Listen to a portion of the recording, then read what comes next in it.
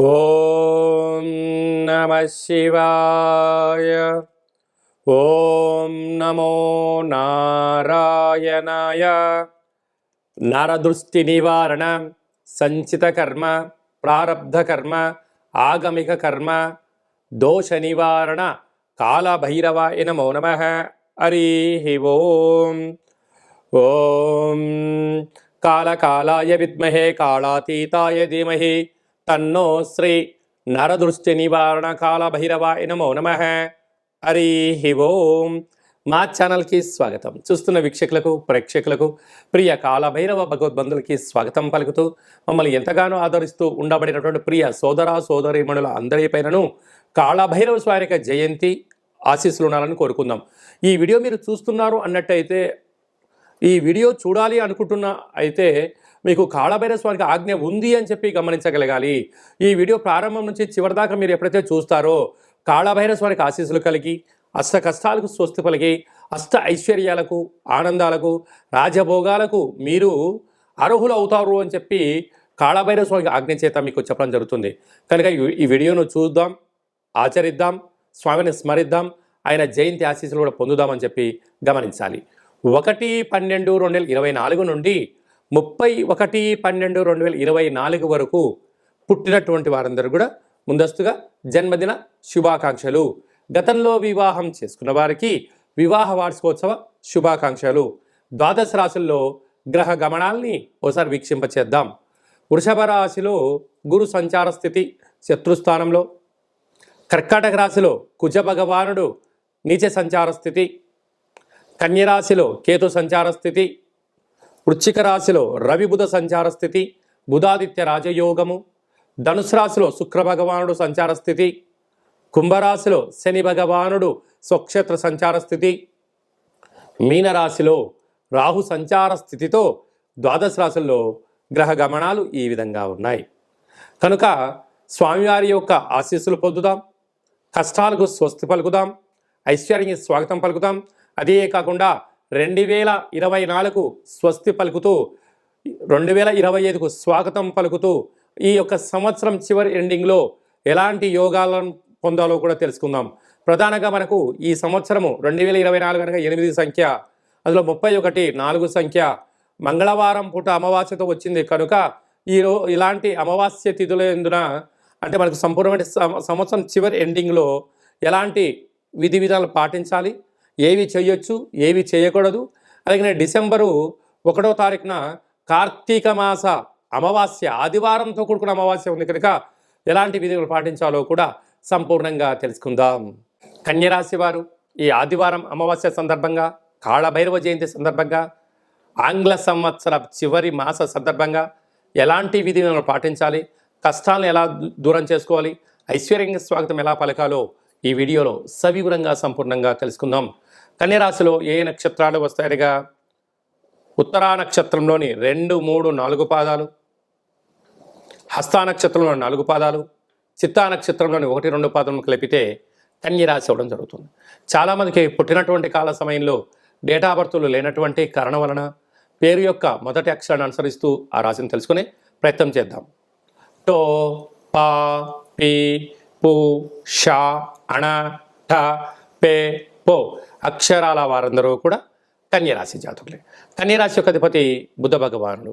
రాశిలోనే కేతు సంచారం చేయడము, తృతీయంలో బుధాదిత్య రాజయోగం రవి బుధుడు కలిసి ఉండడం, అర్ధాష్టమ శుక్రుడు కారణం వలన మీరు వీలైనంత వరకు ఓపిక, పట్టుదల, సహనం తల్లిదండ్రులతో, మిత్రులతో, ప్రభుత్వపు అధికారులతో, పై అధికారులతో, సహ ఉద్యోగస్తులతో వీలైనంత వరకు మర్యాదపూర్వకంగా చర్చించడము యోగదాయకం. లేకపోతే అనేక రకాల ఇబ్బందులు వాళ్ళే కలిగా చేసి మీ పైన నింద వేసే పరిస్థితి అధికంగా ఉంటుంది. తస్మాత్ జాగ్రత్త. అర్ధాశ్రమ శుక్రుడు అవ్వడం వలన ఫోన్లు, లావాదేవీలు, ఓటీపీలు, ల్యాప్టాప్లు, కెమెరాలు, మెయిల్స్, మెసేజ్లు దొంగలించబడే పరిస్థితి అధికంగా ఉంటుంది. కనుక ఇలాంటి కాల సమయంలో అప్రమత్తత చాలా అవసరం అని చెప్పి గుర్తుపెట్టుకోవాలి. 6వ స్థానంలో శని భగవానుడు స్వక్షేత్రం అవడం వలన రుణ సమస్యలు, రోగ సమస్యలు, శత్రు సమస్యలు, సీజనల్గా ఇది చలికాలం అవ్వడం వలన సీజనల్గా వచ్చే వ్యాధులు అంటే బ్రెయిన్ స్ట్రోక్ లాంటివి కానీ, నరాల బలహీనత వచ్చే అవకాశాలు ఉన్నాయి. కనుక గోరువెచ్చని ఆహారం, గోరువెచ్చని నీరు, చలిలో మంచులో తిరగకపోవడం ఉత్తమోత్తంగా భావించగలిగి. సప్తమంలో రాహు, మీ అవసరం ఉంటే జనాలు మీ పాదాల దగ్గర ఉంటారు. వాళ్ళ అవసరం తీరిపోయిందిరా అంటే మీరు 100 సార్లు ఫోన్ చేసినా పట్టించుకునే పరిస్థితి లేదు. కనుక ఎవరు మనవారు, ఎవరు పరాయి వారు అని ఆలోచించుకోవడం మీ వ్యక్తిగతం అని చెప్పి గమనించాలి. భాగ్యస్థానంలో గురువు, భార్య పైన భర్త, భర్త పైన భార్య, ప్రేమానురాగాలు అవసరం అని చెప్పి గుర్తుపెట్టుకోగలగాలి. పోతే లాభస్థానంలో కుజుడు, స్థిరాస్తులు, చరాస్తులు కొనుగోలు చేయాలని మీ కోరిక నెరవేరబోతుంది. కాకపోతే డాక్యుమెంట్లు సక్రమంగా ఉన్నాయా లేదా, వీటికి లోన్ ఎంత వస్తుంది, మీ యొక్క సివిల్ స్కోర్ ఎంత ఉంటుంది ఆలోచించడం వ్యక్తిగతం.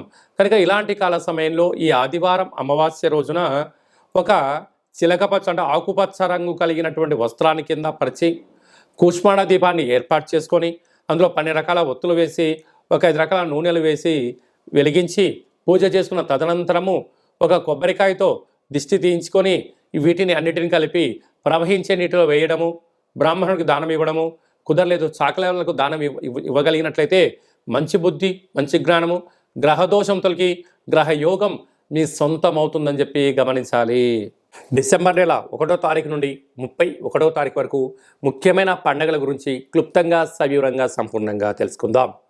1వ తారీఖు కార్తీక మాసము ఆదివారము అమావాస్య సందర్భంగా మనం అందరము కూడా నివసించే ఇంటికి, వాహనాలకు, వ్యవసాయ క్షేత్రాలకు ఒక ఎర్రటి గుమ్మడికాయని కానీ, ఒక బూడిద గుమ్మడికాయని కానీ దిష్టి తీసి పగలగొడదాం, నరదృష్టిని తొలగించుకుందాం. అలాగే ఆ రోజు వెన్నతో దీపం పెడదాం, పోలి అమావాస్య ఆశీస్సులు పొందుదాం.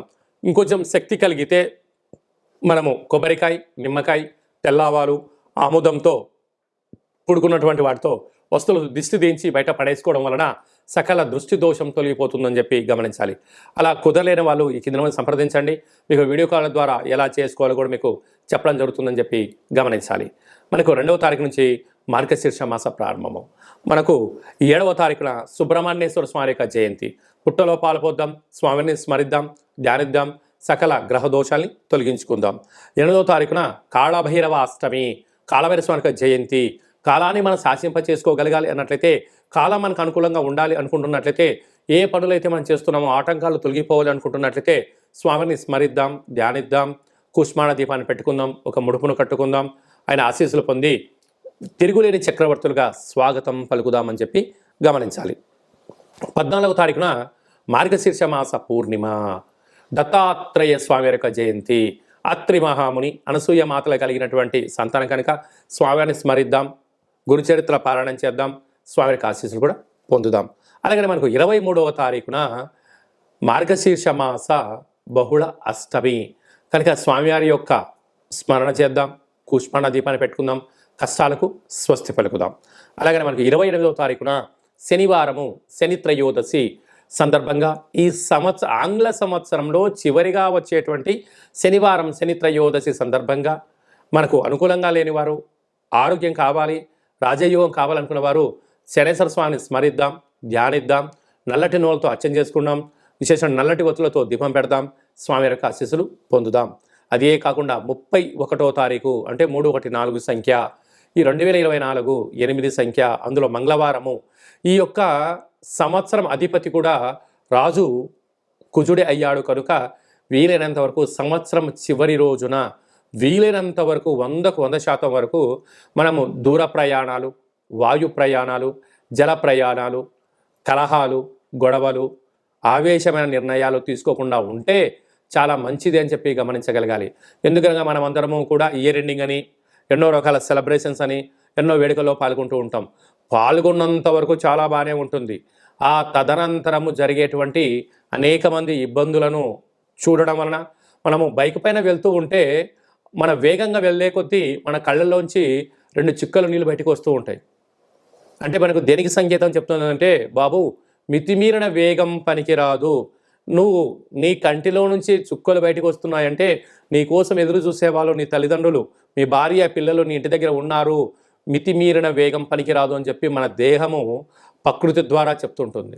ఆ రోజు విందుల్లో, వినోదాల్లో పాల్గొనడం, అరాచకమైన శక్తులతో పాల్గొనడం, అనేక రకాల ప్రమాదాలకు గురవ్వడం, అనేక రకాల వల్ల మీరు ఇబ్బంది పడుతూ మీ కుటుంబాన్ని ఇబ్బంది కలగ చేయకూడదు అనేటువంటి ఒక చిన్న ఉద్దేశంతో చెప్పడం జరుగుతుంది. కనుక అందరూ ఆయురారోగ్యాలుగా ఉండాలి, ఆహ్లాదకరమైనటువంటి వాతావరణంలో ఉండండి. వీలైనంత వరకు గొడవలకు, పంచాయతీలకు, అనవసరమైన మాటలకు, మధ్య పదార్థములకు, అలాంటి వాటన్నిటికి కూడా దూరంగా ఉండే మానవ ప్రయత్నం చేయండి. స్వామివారికి ఆశీస్సులు పొందండి. వీలైతే దైవనామము, ఆధ్యాత్మిక చింతన, వీలైతే అయ్యప్ప స్వామి యొక్క స్మరణ, కాళభైరవ స్వామి స్మరణ, ఆధ్యాత్మికమైన జీవనంలో ఆ ఒక్క పూట ఉండండి. రాబోయే కాలం అంతా కూడా మంచి కాలమే అని చెప్పి గమనించాలి. కనుక మనమందరము కూడా ఇంకనూ ఈ యొక్క డిసెంబర్ మాసంలో విజయాన్ని సాధించగలగాలి అన్నట్లయితే ఒక పాత్ర కంచు పాత్ర అంటారు. ఈ యొక్క పాత్రలో 12 రాసులు అచ్చు వేయడం జరుగుతుంటుంది. ఈ పాత్రను ఎలా ఉపయోగించుకోవాలి, అదృష్టానికి ఎలా స్వాగతం పలకాలో మనం తెలుసుకుందాం. ఇలా ఒకసారి శబ్దం చేస్తే ఓంకార శబ్దం రావడం జరుగుతుంది.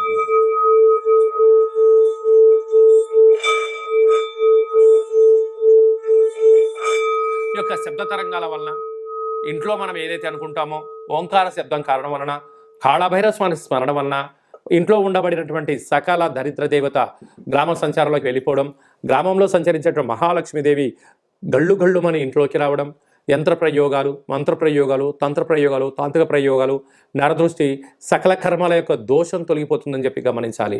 ఈ యొక్క పాత్ర, కాళభైరవ స్వామి యొక్క పిరమిడు, డాలరు, కంకణము, 27 రకాల వస్తువులతో దిష్టి తీయించడం జరుగుతుంది. మీ పేరు పైన గోత్రంతో ప్రత్యేకంగా పూజా కార్యక్రమం చేయించి మీకు వీడియో కాల్ ద్వారా చూపించి స్వామివారి యొక్క ప్రసాదాన్ని, అక్షయ పాత్రను మీ ఇంటికి కొరియర్ చేయడం జరుగుతుంది అని చెప్పి గమనించాలి. ఆసక్తి గలవారు ఈ కింద నెంబర్ సంప్రదించి స్వామి యొక్క ప్రసాదాన్ని స్వీకరిద్దాం. అలాగనే ఉప్పుల యందు సముద్రపు మంచుతో తయారైనటువంటి సైంధవ లవణం ఉప్పు వేరయ్య అంటుంటారు.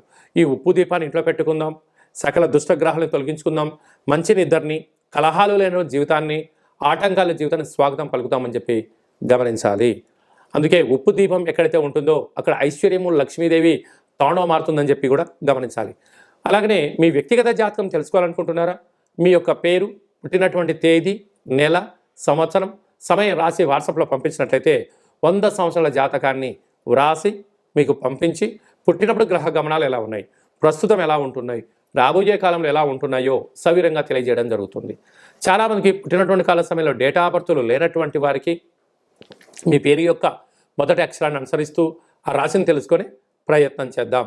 అది తెలియచేసి రమణ శాస్త్రం ద్వారా భూత, భవిష్యత్, వర్తమానాన్ని గవ్వళ ద్వారా కాళభైరవ ఉపాసన చేత మీకు తెలియజేయడం జరుగుతుందని చెప్పి గమనించాలి. మన యొక్క దేవాలయంలో ఎవరైతే జాతకం, జ్యోతిష్యం చెప్పించుకుంటారో వారికి కాళభైరవ స్వామి యొక్క పూజ, అర్చన, అభిషేకము, దీపము, ముడుపు కట్టి మీకు వీడియో కాల్ చూపించడం జరుగుతుందని చెప్పి గమనించాలి. అందుకే మీ అబ్బాయి కానీ అమ్మాయి కానీ తరచుగా ఎంత ప్రయత్నం చేసినా వివాహం అవ్వడం లేదు. ఎందుకు అవ్వడం లేదు?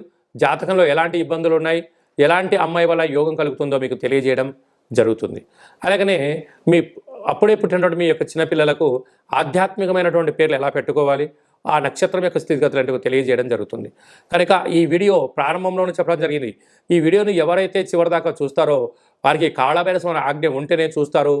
కాళభైరవ స్వామికి ఆశీర్వాదం వలన అష్ట కష్టాలకు స్వస్తి పలుకుతూ అష్టైశ్వర్య స్వాగతం ఎలా పలుకుతారో మీకు ఈ వీడియోలో అర్థమైందని అనుకుంటున్నాను.